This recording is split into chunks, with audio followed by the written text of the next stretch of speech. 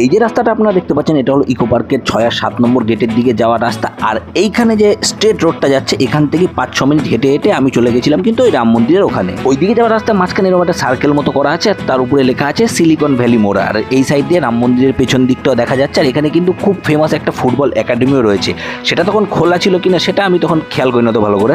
আর পিছন দিকে এই যে স্ট্রেট রোডটা যাচ্ছে এটা হচ্ছে ইকো পার্কের 4 নম্বর গেটের ওখানের বাস স্টপেজেরই রাস্তা। আর এই সিলিকন ভ্যালি মোড়ের রাইট সাইড থেকে এই যে রাস্তাটা আপনারা দেখতে পাচ্ছেন এটা সাঁচি মোড়ের থেকে এসে এখানে কানেক্ট হয় যতদূর আমার খেয়াল আছে। আর এই সিলিকন ভ্যালি মোড়ের নর্থ ওয়েস্ট সাইড থেকে একটু সামনের দিকে এগেলে বাদিকে কিন্তু এখানে একটি বিশাল মাঠ রয়েছে, সেখানেও বোধহয় পার্কিং করতে দেয়, সেটা আমি শিওর না, সেটা লোকালদের থেকে জেনেই কনফার্ম করতে হবে। এবার দেখুন এটা হলো রাম মন্দিরের পিছনের দিকে এলাকাটা কিছুটা এরকম টাইপের দেখতে। আর এর উল্টো দিকের ওই রাস্তার ওদিক দিয়ে হাঁটতে হাঁটতে আমি এগিয়ে যাচ্ছিলাম রাম মন্দিরের দিকে। ওই কোনার দিকে হলো ওই সিলিকন ভ্যালি মোড় লেখা এরিয়াটা, আর এদিকটা হলো এই ধর্মশালা আছে রাম মন্দিরের এখানে, যেটা সম্পর্কে আমরা একটু পরে কথা বলে নেব। আর এই যে রাস্তাটা আপনারা দেখছেন এটা হলো একদম মন্দিরের ঠিক উল্টো দিকের রাস্তা। আর এখান থেকে দেখা যায় শ্রী হনুমানজির এত বড় আর সুন্দর একটি মূর্তি, আর গেটে লেখা আছে শ্রীরাম মন্দির, ওটাই হলো মেন গেট এই মন্দিরের। আর মন্দিরের গেটের সামনে এরকম ছোট বড় অনেক ধরনের প্রসাদের ডালার দোকান রয়েছে, যেগুলো নিয়ে কিন্তু আপনারা মেন গেট থেকে এন্টার হয়ে সামনের দিকে একটু এগিয়ে গার্ডদের জিজ্ঞেস করে গিয়ে পুজো দিতে পারেন। ফুল দিয়ে সাজানো এই এন্ট্রি গেটটিও কিন্তু দেখতে খুবই সুন্দর লাগছিল। আর এখানে অনেকগুলি মূর্তি রাখা রয়েছিল যেগুলো আমাদের মাইথোলজি বা আমাদের হিস্ট্রিও বলতে পারেন, যেগুলো কিন্তু খুব ভালোভাবেই তুলে ধরেছিল। আর তার পাশেই রয়েছে 151 ফিট উঁচু ভগবান হনুমানজির এই এত সুন্দর মূর্তিটি, আর তার পাশে অনেকগুলো ছোট বড় আরও কিন্তু অনেক ধরনের মূর্তি এখানে রাখা ছিল। আর এর উল্টো দিকেও একটি ছোট্ট মন্দির মতো বানানো ছিল, আর সেখানে কিন্তু এন্ট্রি তখন মানাই ছিল। আর সেখানে মা সীতা এবং রামজির একটি ফটো ফ্রেম তৈরি করা ছিল, আর তার সাথে ওখানে পাশে হনুমানজিরও একটি সুন্দর মূর্তি রাখা ছিল। আর ওখান থেকে আবার 2-1 পা এগালে ঠিক এর উল্টো দিকে আপনারা দেখতে পাবেন আপনাদের চোখের সামনে 51 ফুট উঁচু খুব সুন্দর একটি শিব মূর্তি ওখানে স্থাপিত রয়েছে। এইখান থেকে আবার 2-1 পা এগালে সামনের দিকে আপনারা দেখতে পাবেন একটি প্রবেশ দুয়ার বানানো রয়েছে। আর ওই প্রবেশ দুয়ারের উপরেও কিন্তু বজরংবলীর একটি মূর্তি বানানো আছে। আর তার নিচের দিকে এখানে দুপাশে দুটো সিংহর মূর্তি রয়েছে, আর বজরংবলীর দুপাশে দুটো হাতির মূর্তি বানানো আছে। আর এই প্রবেশ দুয়ারটা কিন্তু খুব সুন্দর লাগছিল দেখতে। এরপর ওই প্রবেশ দুয়ারের সামনে দিয়ে চলতে চলতে আমি যখন ওই প্রবেশ দুয়ারের ভেতর দিকে গিয়ে পৌঁছাই তখন আমি সামনে দেখতে পাই শেষ নাগের উপর নাচা অবস্থায় শ্রীকৃষ্ণর একটা খুব সুন্দর মূর্তি ওখানে বানানো রয়েছে। আর ঠিক তার পাশেই এখানে শ্রী গণেশ, মা পার্বতী আর ভোলেনাথের একটি খুব সুন্দর মূর্তি বানানো ছিল। আর তার সামনে একটি বাঘের এরকম সুন্দর মূর্তি বানানো ছিল, যেটা অরিজিনালের মতো দেখতে লাগছিল কিন্তু অ্যাকচুয়ালি অরিজিনাল ছিল না। আর এই দিকেও একটা মন্দির তৈরি হচ্ছিল, সেটার সম্পর্কে পরে কথা বলছি, ওখানে ওটার কাজ চলছিল। আর এইদিকে একটি সুন্দর রথ বানানো আছে যার উপর সূর্য দেবতা বসে আছেন, আর সেটাকে 7টি ঘোড়া মিলে টেনে নিয়ে যাচ্ছে। আর তার উপরে এখানে কিন্তু শিব ঠাকুরের একটি নটরাজ রূপের একটি মূর্তি বানানো আছে, কিন্তু ওটা গাছের ডালের জন্য ভালোভাবে দেখতে পাচ্ছিলাম না আমি ওখানে। আর এই রথটার জাস্ট পাশেই এখানে ধ্যানমগ্ন অবস্থায় বসে থাকা ভগবান ভোলানাথের একটি খুব সুন্দর মূর্তি এখানে স্থাপন করা হয়েছে। এখানেও কিন্তু আপনারা পুজো টুজো দিতে পারেন। আর এই শিব মূর্তি আর রথের মাঝখান দিয়ে এই সিঁড়ির দিক দিয়ে উঠে যেতে যেতে ওই যে আপনার মূর্তিগুলো দেখতে পাচ্ছেন ওগুলোই হচ্ছে মা সীতা আর রামজির মূর্তি। আর এটাই অ্যাকচুয়ালি রাম মন্দির, কিন্তু আমি ওদিন ওখানে ভেতরে যেতে পারিনি, ওদিন ওখানে কাজ চলছিল, তাই আমি সামনের দিকে এগিয়ে চলে গেছিলাম। আর এই দিকেও একটা মন্দির ছিল, আর সেখানেও নিচে মার্বেলের কাজ হচ্ছিল। আর মন্দিরের উপর দিকে এখানে পুরো মন্দিরটা সম্পর্কে ডিটেলস এখানে লেখা ছিল। আর এখানেও কিন্তু মন্দিরটার কালারের কাজ তখনও বাকি ছিল। এরপর আবার আস্তে আস্তে এগিয়ে আমি যেতে থাকি ওই মন্দিরের পুরো পেছন দিকে, আর দেখার চেষ্টা করি যে ওই ভ্যাকেন্ট এরিয়া কোনো নতুন মন্দির তৈরি হচ্ছে কিনা বা ওখানে কোনো পার্কিং আছে কিনা। আর যেতে যেতে আমার হঠাৎ করে চোখ পড়ে এই দরজার মধ্যে, আর ওখানে আমি দেখতে পাই দেবী মায়ের একটা এই সুন্দর নতুন ধরনের মূর্তি। ওই মূর্তিটিকে দেখে নমস্কার করে আমি আবার আস্তে আস্তে চলে যেতে থাকি একদম মন্দিরের ঠিক পেছনের দিকে। আর পেছনে যে এই ভ্যাকেন্ট এরিয়া আছে এখানে তখন কিছু কাজ হওয়ার ছিল, সেটা তো আমি পরে ওখানকার গার্ডদের থেকে জিজ্ঞেস করে ওটা জেনে নিয়েছিলাম। আর ব্যাক করার সময় এই যে লোকটিকে বসতে দেখছেন ওনাকে আমি জিজ্ঞেস করেছিলাম যে এখানে হনুমান মন্দিরের সামনে ডাইরেক্ট যেতে দেয় কিনা বা এখানে থাকার জায়গা আছে কিনা, ইটিসি। ये रहने का कोई बंदोबस्त होता है क्या? कितना भाड़ा लगता है ऐसे भी अब पता नहीं है ना।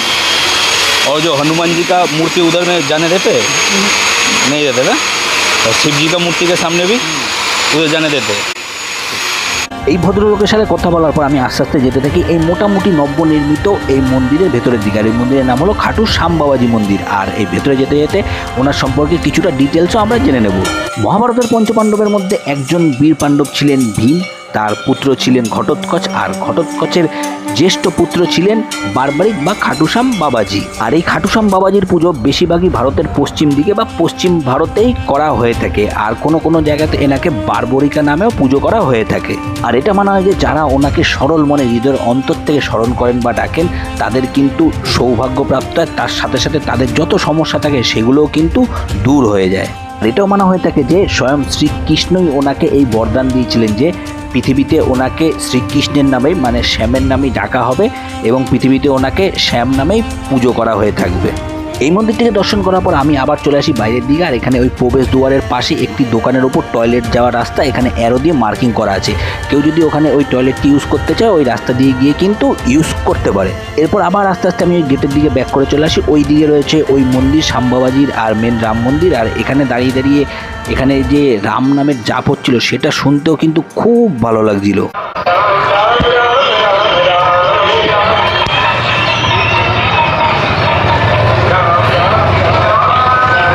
আর এই লম্বা গলি রাস্তার পাশে আরেকটি এখানে মূর্তি বানানো রয়েছে। সেই মূর্তিটি হলো শ্রী সুরেশজি শ্যালের, যিনি কিন্তু এই মন্দিরের মুখ্য প্রতিষ্ঠাতা।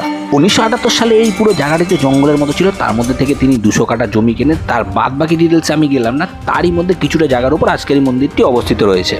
ওনার মূর্তির পাশ থেকেই এখানে একটি গলির মতো জায়গা দিয়ে সিঁড়ি থেকে নেমে একটি ছোট্ট পুকুরের মতো করা ছিল। আমি সেখানে গিয়ে নেমে দেখার চেষ্টা করছিলাম যে এই জায়গাতে ওখানে ভিউ কেমন আসছিল। আর সিঁড়ি থেকে নিচে নেমে জাস্ট একটু সামনের দিকে তাকালেই আমার চোখে পড়ে মা লক্ষ্মীর এরকম একটি অদ্ভুত আর অসাধারণ ধরনের সুন্দর মূর্তি, তার পাশে ভগবান ভোলেনাথের মূর্তি, তার পাশে বজরংবলীর মূর্তি, কিন্তু সেগুলো গাছের ডালের জন্য ভালো করে দেখতে পাচ্ছিলাম না আমি। তাই আমি ভাবি একটু সামনের দিকে এগিয়ে ভালো করে আরেকবার এখানে যদি ভিডিওটা করা যায়, কিন্তু ওটা ডালের জন্য ভালোভাবে আসছিলই না। কিন্তু মা লক্ষ্মীর মূর্তিটা তো দেখাও যাচ্ছিল, আর এটা কিন্তু একদম অদ্ভুত আর একটু ইউনিক ধরনেরই ছিল দেখতে। তাই আমি ওখানে দাঁড়িয়ে একবার চিন্তা করি যে একবার যদি সামনের দিক দিয়ে ঘুরে ওই শিব মূর্তির সামনে যাওয়া যায় তাহলে কেমন হবে। তা আমি সেই রকম চিন্তা করেই ওখানে একজনকে জিজ্ঞেস করি যে আমরা কি ডাইরেক্ট ওখানে যেতে পারি ওই মূর্তির সামনে? তো উনি বলেন হ্যাঁ যাওয়া যেতে পারে। তারপর আমি এই পুকুর বা ডোবার সামনে থেকে উঠে এই বাদিক দিয়ে ঘুরে হেঁটে হেঁটে চলে যাই কিন্তু এই শিব মূর্তির সামনের দিকে। এইবার দেখুন এই শিব মূর্তিটি কত উঁচু, 51 ফুট। এই খুব সুন্দর মূর্তিটির নিচে কিন্তু আরও অনেক ধরনের অনেকগুলো মূর্তি বানানো ছিল, আর তার পাশেই ছিল মা লক্ষ্মীর অদ্ভুত ধরনের এই আরেকটি মূর্তি। শিব ঠাকুরের মূর্তির ডান দিকেই রয়েছে 151 ফুট উঁচু অদ্ভুত সুন্দর ধরনের এই বজরংবলীর মূর্তি। আর এই মূর্তির কাজ শেষ করতে 8 বছর সময় লেগেছিল। আর আমি যতদূর জানি এই মূর্তির কাজ কমপ্লিট করার জন্য স্পেশালি রাজস্থান থেকে কিন্তু কারিগর নিয়ে আসা হয়েছিল। আর মেন গেটের সামনে এখানে আরও কিছু মূর্তি বানানো আছে, যেখানে দেখানো হচ্ছে যে মাতা সীতাকে রাবণ যখন হরণ করতে এসেছিলেন তখন জটায়ু ওনাকে আটকাচ্ছিল, সেই দৃশ্যটি এখানে মূর্তির মাধ্যমে তুলে ধরা হয়েছে। আর বাইরের দিকে এখানে ধর্মশালাটা যেটা আমি কথা বলছিলাম সেখানেও কিন্তু আপনারা থাকতে পারেন, কিন্তু তার জন্য ওই মেন গেটের ওখানে অফিস আছে, সেখানে কথা বলে পুরো ডিটেলস জেনে তবেই থাকা যেতে পারে। এই ভিডিওটিকে আমি এখানেই শেষ করছি, কিন্তু এই ভিডিও সিরিজটি এখানেই শেষ নয়। এখান থেকে বেরিয়ে হাঁটতে হাঁটতে আমি চলে গেছিলাম এখানে একটি মিনি জু আছে, যেটি হরিণালয় নামেই এখানে বেশি প্রসিদ্ধ। আমি ভিডিওর প্রথমে যেখানে দেখেছিলাম ওই 6 নম্বর 7 নম্বর গেট থেকেই ওই রাস্তাটা ধরেই 2-3 মিনিট হাঁটলেই সামনে কিন্তু ওই হরিণালয় বা মিনি জুটা পড়ে। আমি ওখানে ঢুকে গেছিলাম, তো ওইটারও ভিডিওর লিঙ্ক আমি ডেসক্রিপশানে দেবো, চাইলে আপনারা ওই ভিডিওটাও দেখতে পারেন। আর ওখান থেকে আবার 2-4 মিনিট 5 মিনিট সামনে গেলে ওখানে রয়েছে আবার সোলার ডোম মিউজিয়াম, যেটি ইকো পার্কের মধ্যে রয়েছে। তারও ভিডিওর লিঙ্ক মানে সোলার ডোমের সেটারও ভিডিওর লিঙ্ক আমি ডেসক্রিপশানে দেবো, আর ইকো পার্কের ভিডিওর লিঙ্কও আমি ডেসক্রিপশানে দিয়ে দেবো। সব একই জায়গায় আপনারা পেয়ে যাবেন।